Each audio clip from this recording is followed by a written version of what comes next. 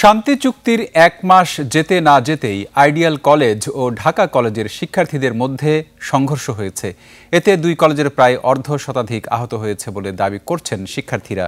Police জানিয়েছে সকাল থেকে দফায় দফায় এই সংঘর্ষ হয়। এখন পরিস্থিতি শান্ত রয়েছে। বিস্তারিত হাকিম মাহির রিপোর্টে।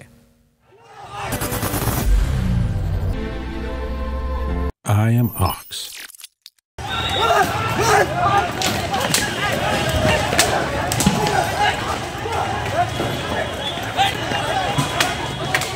সকাল 8:30টার দিকে আইডিয়াল কলেজ ও ঢাকা কলেজের শিক্ষার্থীদের মধ্যে আকস্মিক সংঘর্ষ।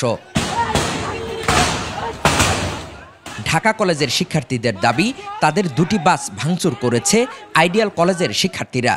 তাদের একজন বাস ড্রাইভার গুরুতর আহত হয়েছেন।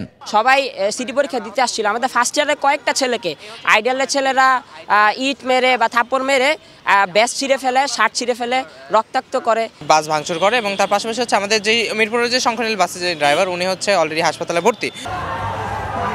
এদিকে আইডিয়াল কলেজের শিক্ষার্থীরা বলছেন, তাদের কয়েকজন শিক্ষার্থী সায়েন্স ল্যাব মোড় দিয়ে কলেজে যাওয়ার সময় কোনো কারণ ছাড়াই হামলা করে ঢাকা কলেজের শিক্ষার্থীরা। এতে তাদের 30 থেকে 35 জন শিক্ষার্থী আহত হন।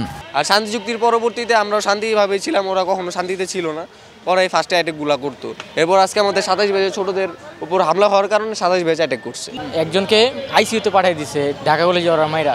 আর ঢাকা কলেজে ওরা যে মারে, ওদের কর্তৃপক্ষ ওদের নামমাত্র টিসি দেয়, কিন্তু পরের দিন ঠিকই দেখা যায় আবার কলেজে যায় ঠিকই। পুলিশ জানিয়েছে, সকাল থেকে কয়েক দফা সংঘর্ষের পর দুপুরে পরিস্থিতি শান্ত হয়েছে। দুই পক্ষের মধ্যেই ধাওয়া পাল্টা ধাওয়ার মতো হয়।